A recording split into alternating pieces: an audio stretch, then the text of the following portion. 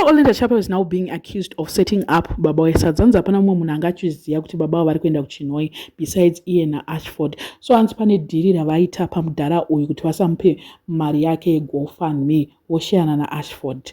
Olinda ari kunzi akaba $8,000 yeGoFundMe yekwashema. Ndofunga nyaya yakatrenda futi last week ichitaurwa zvichinzi Olinda anofanira kutiudza kuti mari yekwashema akaita sei.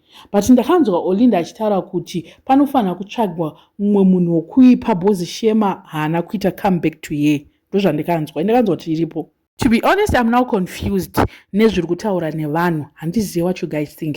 Olinda angabe mari iyoyo? Let me know. So this is all alleged. Handina lawyer, handinaro, I'm very broke. Handina mari. Ndozonzi ye wati Olinda akaba mari. This is all alleged.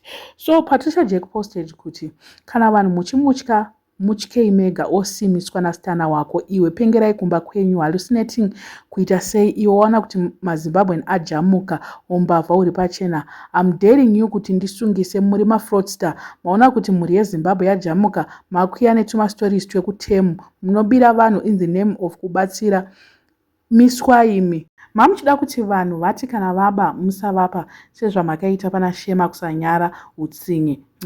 Makuchinja goalpost now hede kusanyara wauya pano muchiti vaba imi. Murikunzwa? And then she went on to say GoFundMe inopindirwa naBoki nemukedza ine mutauro British passport akambodzoserwa GoFund naShema akaidya. Baba wesadza vakadzorera 100 gida yaBruno. Kana vakakwanisa kudzorera 100 gida vozoba foni mukwane mune utsinye hwaSatani mhani imi vanhu imi vaviri chiregai kubatsira kwacho mune madrama imi nqa. Ko $1,200 yawaiti uchapa baba vaya hauchade kuvapa. Fake people are everywhere. Nonsense man. Sisi muri kwanza vari kutaura vari kuramba vachitaura vachingokuichidzira moto wacho kuti Olinda ndiani chi ane problem.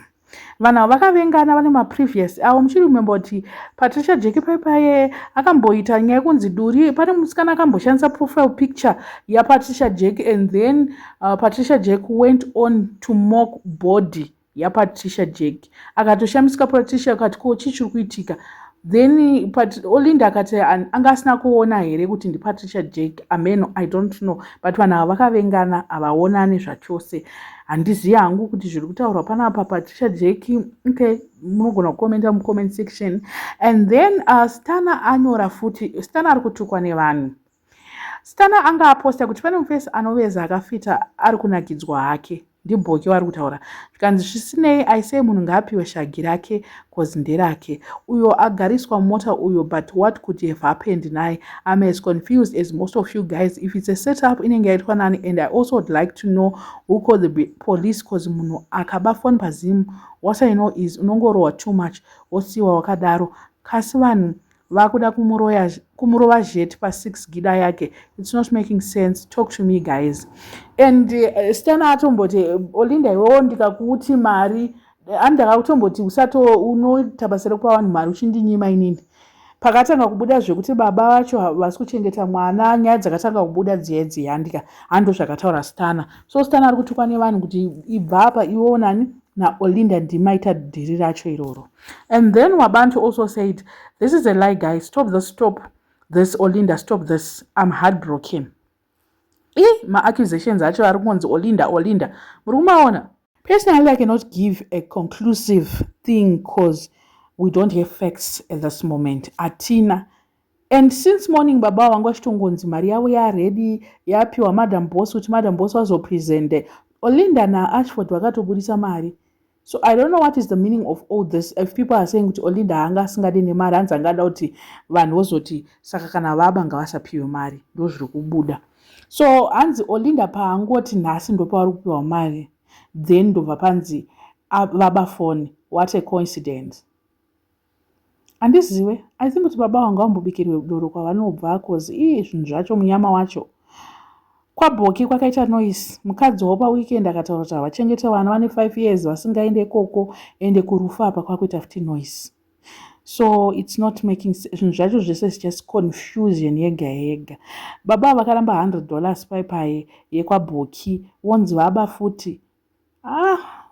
Ini ndiri kuona senge panapa ameno kuti ndiani watingapumwe uroyi hwacho but Olinda anganzi aita setup iyi muri kuiona sei zviri kumeka sense kwamuri herezvi?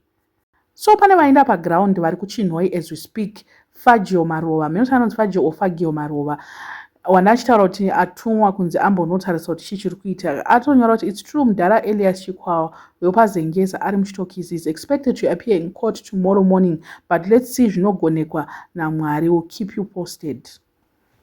Saka mapurisa muri kuti angadetaine munhu woti court mangwana kana asina kuba, kana vasina kana nyaya yacho ichingonzi amen, I don't know. Hani mapurisa anoteerera kuti chii chaitika. Munhu angangonangiswa koti here kana kuti panongokwanisa mapurisa anogona kungoti dismiss case.